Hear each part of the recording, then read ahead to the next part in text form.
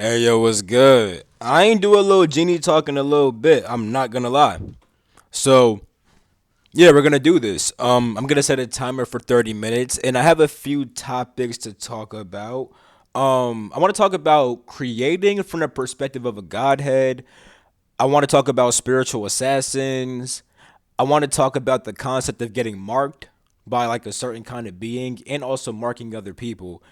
I want to talk about how astral affects transfer to the physical body and the physical plane and stuff like that. And overall, that should last 30 minutes, you know? If it doesn't, I'm gonna talk about like some time and space stuff, probably some structure of the omniverse type of stuff, you know what I'm saying? But let's make a little genie talk. I have been making genie journals though on Patreon. For the Patreon viewers, you guys know I make genie journals kind of often. A genie journal is me sharing experiences from my life that just taught me different things. But a genie talk is more specifically just me straight teaching type stuff, you know? I may share some personal stuff, but it's mainly just for the purpose of teaching type shit. Genie journal is specifically like personal shit that does also kind of have some like life lesson shit or just learning shit inside of it too. But long story short, let's get into this video. Boom. So let's talk about let's talk about creating from the perspective of a godhead, right? So I already made it like a I made an Ascension archive about this, right? So I'm not gonna just like explain everything inside the Ascension archive. One thing I do want to say though is that on YouTube I have mentioned godheads before, right? Especially inside the video with what it means to be a god, because I mentioned the godhead Ina and how Ina is pretty much the godhead that is responsible for creating the Laniakea supercluster, which our galaxy, along with like over 100,000 galaxies, exist inside of, right? So Ina kind of like owns all this shit, right? Now the thing is, you know how like we all come from Source, right? You know, like that's like a given, right? But at the same exact time, it could be seen that all of us also come from like it would be like Source, it would be like Source, Void and Infinity, and then Godheads, and anybody inside Laniakea would be with the Godhead Ina, right? So it's like all of us are kind of like aligned to Ina. I mean, some people may have came from a whole different supercluster. They came inside Laniakea, but most people inside Laniakea come from the same consciousness as Ina. Like when it was just like Ina inside her like own little fucking realm and stuff like that, all of us would have just been aspects of her, you see? So with all that being said, right, when you connect to the God, and by the way, when I say a Godhead Ina, right, you guys shouldn't like even when I talk about Ina and I show pictures type shit, do not get attached to the image, please, because Ina can appear as look all around you. Ina can appear as all this shit. It's not just that one form that I showed, right? It's also not it's also not like a person. Like, you see how me and you are people? Nigga, she's way beyond that. This is a fucking I want to say a omniscient and omnipotent consciousness, because but the reason why I'm kind of hesitant is because it's not as powerful as Source, but like still this is a consciousness, right? It's not like you're talking to a person or a spirit guide. You're talking to a huge collective consciousness, a huge collective omni soul, which is a part of you. You see? So it's gonna be hard to get in contact with the like the overall consciousness of Ina could be hard to get in contact with when you're not like for example, if you can't even connect with like your oversoul, it's kind of hard to connect with your omni soul. You see what I'm saying? So it could be hard for some people, but at some point, as you unify with things more and more and more, like if you unify with this whole entire galaxy and the other galaxies inside Laniakea, you're literally becoming one with Ina, right? And when it comes to that, right? When it comes to manifesting from that perspective, you start to manifest for the greater good of the whole entire supercluster, right? So you're not just manifesting from your own point of view, you're manifesting from everybody's point of view, and everybody is included inside your manifestation. Like for example, right? Some people want to just manifest things kind of like on their own type shit. Like they do some shit, they do some manifestation ritual, then they do some physical shit, and then at some point they get the manifestation, right? But when you include other people, it's way better. Like let's say you want to Let's do some shit everybody fucking wants money, right? Let's say you want to manifest money, right? Now you can manifest money by just like doing it all on your own, or you could have random opportunities come your way that include different kinds of people who align with your manifestation. You see what I'm saying? So it's like when you create from a Godhead perspective, right? You include multiple people with inside your manifestation. Literally, you can include the whole entire supercluster inside your manifestation. And it's like literally the whole reality will start to support you if you're trying to support it, because you're literally getting in tune with the thing that made this reality. You're getting in tune with the consciousness that made this reality, which is literally just a higher aspect of you, but not you as a personality. Your personality is just one part of this greater omni soul. You see what I'm saying? So in omnis, keep in mind, omni souls are fucking huge because omni souls consist of several different oversouls. You know what I'm saying? So like, and understand that oversouls consist of several different eternal spirits. And a lot of people's eternal spirit is split between, like, you could say, like, their family, you know? Like, a lot of, I know for me, like, not everybody is very close with their family type stuff. But I know for me, right? Like, the family I incarnate with, the family I incarnated with inside this life, I incarnated with them in several other lifetimes in several different ways. And it's like that's because we literally are the same eternal spirit. I made a video about the soul versus the eternal spirit. And inside that video, I'm pretty sure I mentioned my dragon family. The dragon family is not the same as this physical family, but the dragon family is also an example of how everybody in the family comes from the same eternal spirit, right? So even your eternal spirit can consist of different soul groups. So even an oversoul, right? That means that an oversoul with several different eternal spirits, you see what I'm saying? Also could contain several different soul groups. You know what I'm saying? So you already have these multiple soul groups that go inside the oversoul. You have multiple oversouls to make a fucking omnisoul. That shit is huge. Once again, 100,000 galaxies are inside of La Niakia. 100,000. You see? So all those beings, right, are more or less aligned with Ina, and that is the omnisoul, which is right before connecting back with Source. You see? So with all that being said, right, if you meditate and you don't even have to call Ina Ina. The reason why Ina's called hold up. Let me show you why Ina's called Ina real quick. There's some exclusive sauce right here. I'm gonna drop this PowerPoint on Patreon. It's almost finished type shit. You know what I'm saying? It's a whole entire PowerPoint about the Inataka, right? But right here, the name Ina means beautiful eye. You know what I'm saying? It means beautiful eye. Now understand this. You have the eye of God, right? A dodecahedron, right? The eye of God is what projects reality and actually like makes the whole entire fucking universe, all that shit. You know what I'm saying? So with that being said, right, Ina is the beautiful eye, aka the eye which projected its consciousness in order to make this Lanikia supercluster. You see what I'm saying? And I'm saying that because when it comes to Ina, her name doesn't even have to really, you don't have to always say Ina, right? Like saying Ina is getting attached to the name, right? You don't want to get attached to the name. It's like that is just a name that consciousness is able to use because Ina means beautiful eye. And it kind of gives meaning to what that consciousness does. You see what I'm saying? So, yeah, that's how, like, people be getting confused with understanding different kinds of beings and stuff like that. But it's like, I hope that could kind of make a bit more sense. But yeah, when you connect with that shit, you have the ability to motherfucking like manifest from the perspective of everybody. And it's like everybody could be included in your manifestation and like they'll all serve you type shit, right? Now, like when you try to actually do certain physical shit, people actually respond to it and people will just be drawn to you and people will offer you certain stuff. You know what I'm saying? So, yeah. Now let's talk about some spiritual assassin stuff, right? So, I've been getting a lot into Asian culture, right? And I always knew that I had Chinese past lives, Indian past lives, Japanese past lives. But when I used to be there, it's like I was still like my skin was still like kind of like this. You know what I'm saying?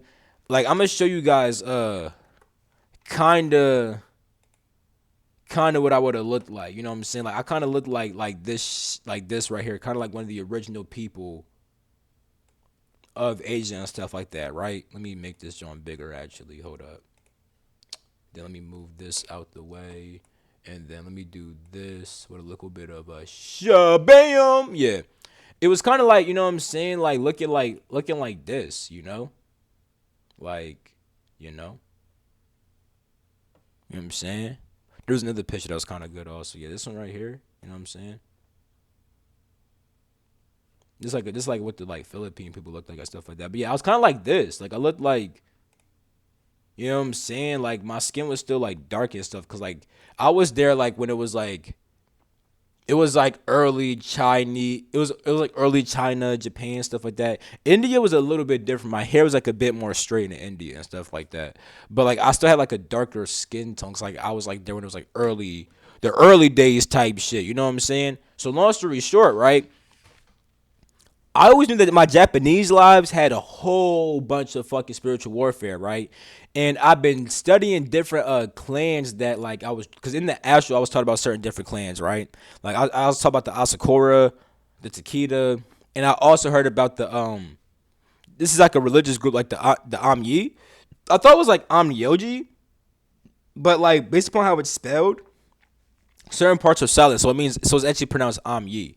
And they practice like Omniyoda. I might be saying it wrong, but they practice like a divination system. But they're also good at spiritual warfare, especially when it comes to the Nagara Kanja. That's how you say it. Like the Nagara Kanja would get taught by different Amyoji, but they were kind of separate. Like not like the Amyoji were more like noble. They had like more noble lifestyles and stuff like that. The Nagara Kanja were more like nomadic, and they would like live by water and stuff like that. A lot of their magic and spiritual practices revolve around water and everything. But long story short, I was learning about different spiritual warfare tactics they use, right? One of them, of course, is fucking like dream assassination stuff. Like they'll go inside your dreams and they'll implant certain awesome, pretty much awesome some Tibetan dream assassin stuff, right? Because they actually like a lot of their culture is influenced by China too. Like when it comes to, because okay, so I'll mainly say the Amyi, right? Because the Amyi are connected with Asakura, Takeda, and the Nagara Kanji because they would help all of them, right? So when it comes to the Amyi, right, they have a divination practice, but when it comes to like the like religious practices and stuff like that, besides like the divination occultic stuff, it's kind of like Shinto, Buddhist, Taoism, right? So like they would like incorporate different Buddhist teachings, right? Which come mainly from like China and stuff like that, right?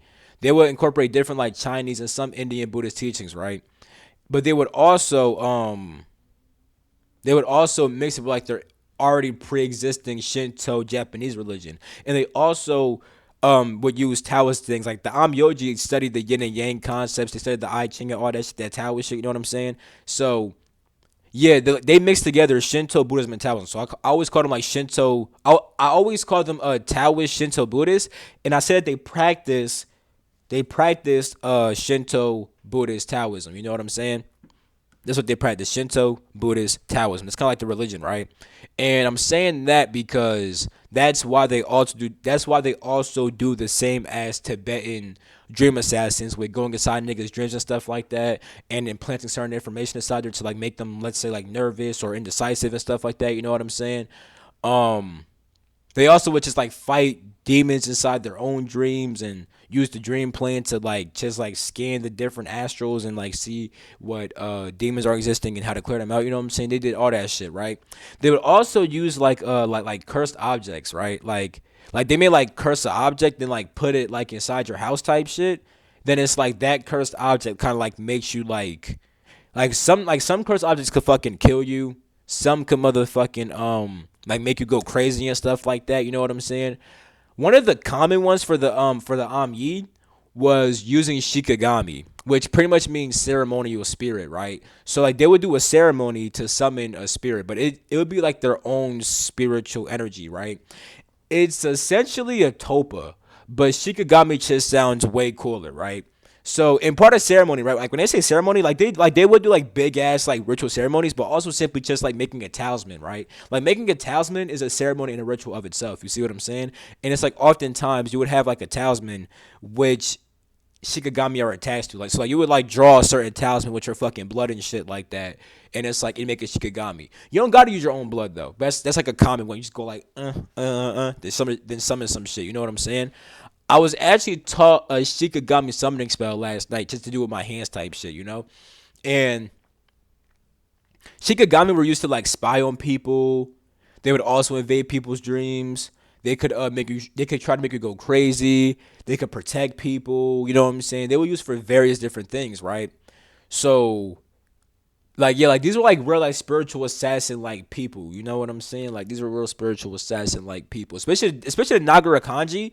Like they specialized in fucking like espionage and all that spy assassin shit. The Yi did that shit too, but like not as much. Like you'll even see like there's actually a show called Yi. They actually inside the show they say Yoji though. You know what I'm saying? Cause like the English shit, but like the actual pronunciation is Yi. You know, and when it whoa, I just seen some shit that's actually kind of important on my screen. Okay, I'm gonna tap into that later. But anyway,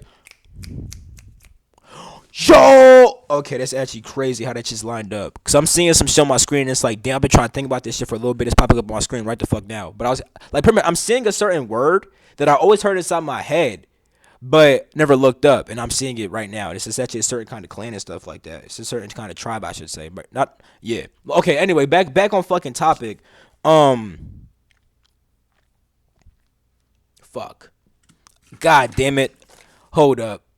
I think I left off at the Shikigami summoning shit I learned inside the Astral.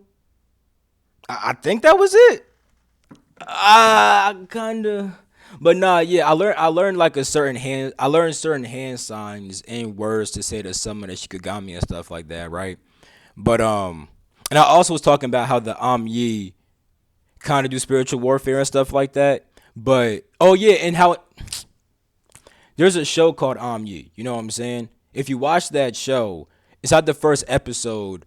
They're asking for a Yi, but they say Yoji, but they ask for a Yi.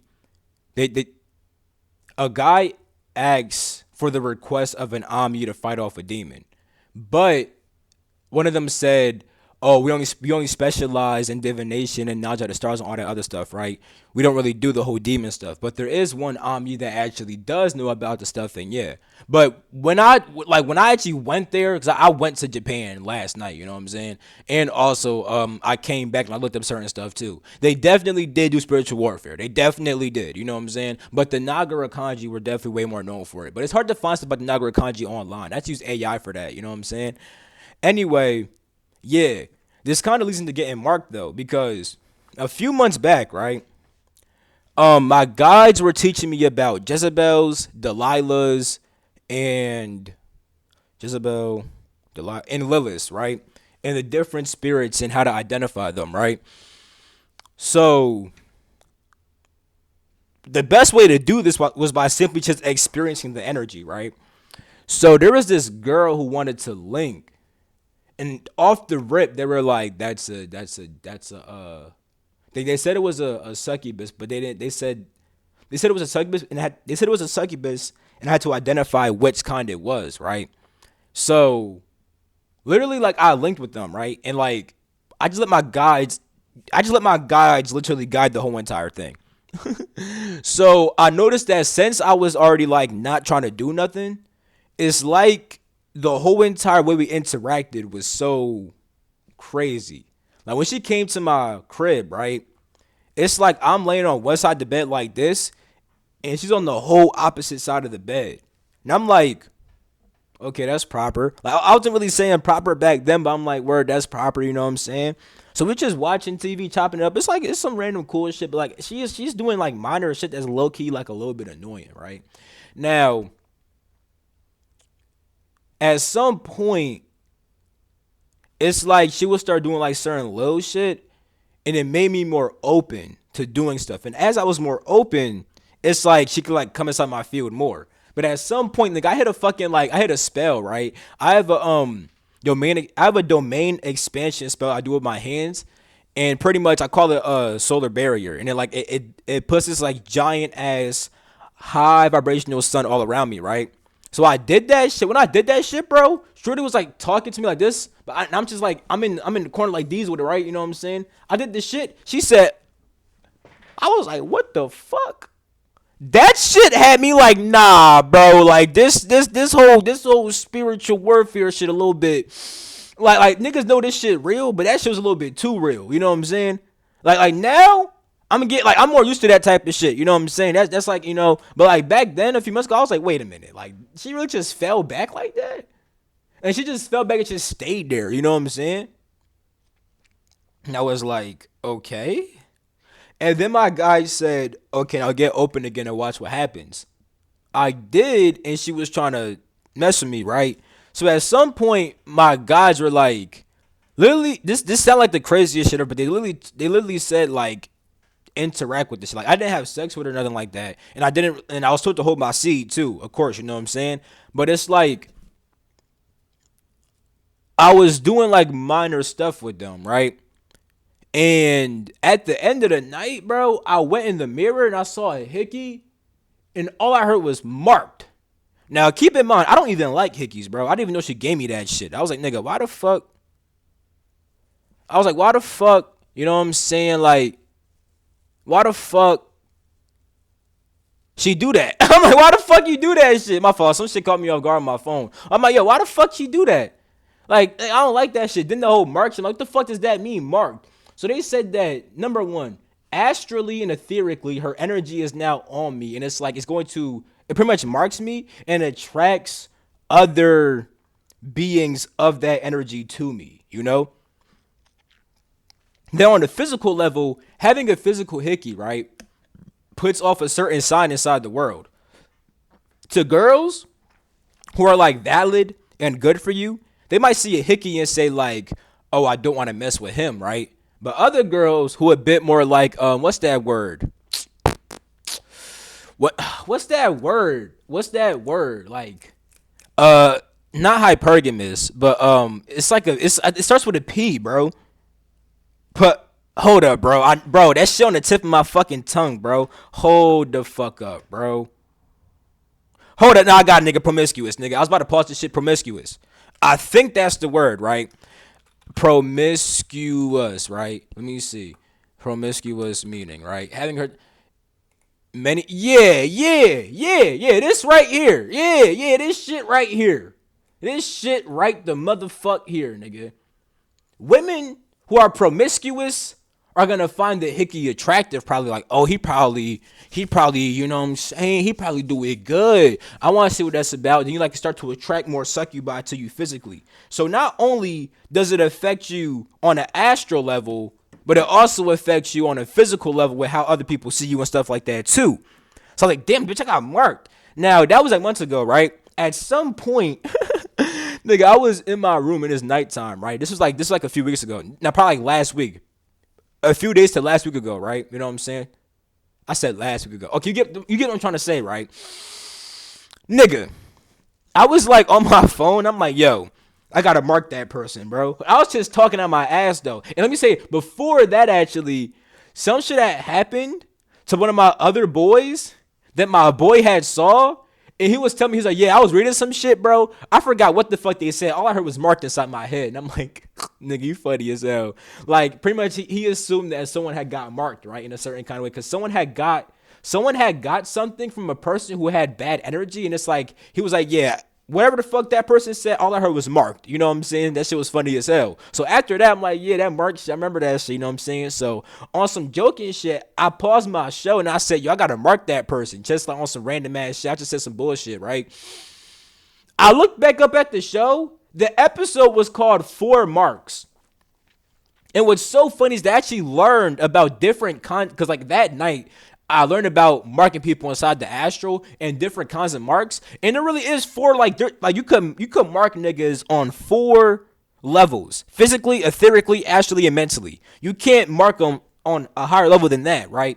So, and when you mark a person, right, you can either mark them with the energy to attract things to them. You can mark them with the energy to propel things from them. You can mark them with the energy to like spy on them. That's like one that I kind of been using. Like I'll mark a motherfucker without knowing it, and now it's like because my energetic signature is on them, I can now like it's like I could feel myself on them and understand what they're doing type shit. You see what I'm saying? So that actually kind of deals with Shikigami in a way, except like a mark would be like a minor Shikigami that like nigga that motherfucker don't got no like most Shikigami. You gonna make like some shit that kind of look like a fucking being, right? You know what I'm saying? You gonna make some shit like a fucking being, right? A mark could just be a simple fucking red dot. You know what I'm saying? Boom, mark, red dot, your shit. You know what I'm saying? So that is something about marks. I've been doing that shit often, you know? Now, when it comes to, did I just, this shit, I just probably cooked this ring that I have. No, I didn't cook it. This shit, I almost cooked it though. I could never, my fault. Anyway, let's talk about how certain astral things could affect the physical, right? So, people often wonder if you die in your dreams or get attacked inside the astral, does it affect your physical body? And the answer is that it really depends, right? Because you could, like, I have an astral projection course, you know what I'm saying? Link down below. And inside that course, I teach about the etheric and the astral body, and I also teach about how there's different levels of the astral, right? Now, depending on which astral layer you're inside of, along with the way your astral body is constructed, that's going to affect if certain things from the astral affect you physically, right? Like me, I could fight in the astral, and there's probably only been like 1 to 2 times, right? Where I've seen like a physical mark on myself from the astral. Because the way I astral project, right? It's like I'm not really using the etheric body like that. Here's why this is important. You see, you can actually merge the physical and astral body through the etheric body. One time Ryan Cropper talked about, because they actually do that with certain immortality practices, like with the final, let me not say the final, but with certain stages of immortality, right? You would merge this body with your higher energy bodies in order to turn the physical body into an energy body. You see what I'm saying? Now, as you're doing that though, right? As you merge the astral and etheric and physical bodies, right? They literally start to affect each other, like directly and stuff like that. So Ryan Cropper talked about that one time, and how when he was flying inside the astral, in real life, he was like on his like side with his legs floating up inside the air, because his etheric, astral, and physical bodies are becoming merged, right? It's like whatever does inside the astral is taking place inside the etheric and physical too. You see what I'm saying? So if people astral project with more etheric energy, like if let's say you're using the pure astral body, right? Most of the time you're not gonna really get marked up like that, right? Because the astral body is simply just your imagination, right? But most people, perfect confirmation. Most people, right, when they astral project and use the astral body, they're also bringing some etheric energy with them. And the more etheric energy you bring, the more of a chance you have on affecting the physical body. You see what I'm saying? Especially if you expect to be hurt, because that will also affect how you interface with your etheric energy and how much you actually feel the effects of it. Like, for example, it's not the astral, right? You could choose whether or not to feel pain. You know what I'm saying? Like, it's all based upon your mind and your imagination, right? Like if you're flying, right, and if you expect to feel the wind, you're probably gonna feel the wind. If you don't expect to feel the wind, you're not gonna feel the wind like that. I've experienced both. Literally, you know what I'm saying? I've experienced punching some shit and going through it because I thought I was going to go through this shit. I punched some shit and I actually hit the shit because I expected to hit the shit. You know what I'm saying? I've done a lot of things where I've literally seen how it's test your imagination. Even inside the show Shaman King, right? Nigga, the biggest thing about fighting in the spirit world was the fact that you can't have a fucking like you're not supposed to have you shouldn't let your fucking mind and your will break. You know what I'm saying? Whatever you thought was real. Like at one point, someone got their fucking hand cut off and said, "Oh, my hand's cut off." All they had to do was fucking imagine that shit back on themselves, bro. Literally. You know what I'm saying? Literally, right? But if you're used to being attached to that physical sensation shit, then it's like the etheric body is going to be affected more. And if your etheric body is very merged with the physical body, at that point, your etheric body, whatever happens to it, can start to affect your physical body. So it's like if like for me, right? The times where I got scarred was because I'm fighting with more etheric energy on more etheric levels. And it's like I already do practices that kind of do like make my etheric body affect the physical body. So it's like the scars did pop up, but that shit is so rare, bro.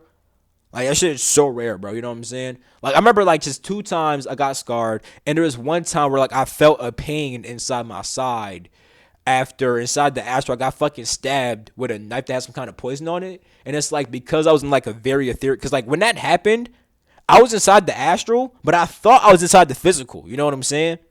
And it's like because of that, I had more like etheric body attachment that was directly linked to my physical body. So it's like I felt the pain in the physical too. You know what I'm saying?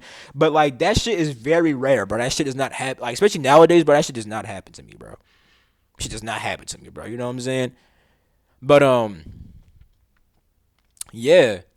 This video is hitting 30. It's already over 30 minutes type shit, and this joint is about to end. And I'm about to hop on the phone with one of my boys. So yeah, I think that's pretty much it for this video. I love you all. I'm gonna catch you in my next video. Peace out.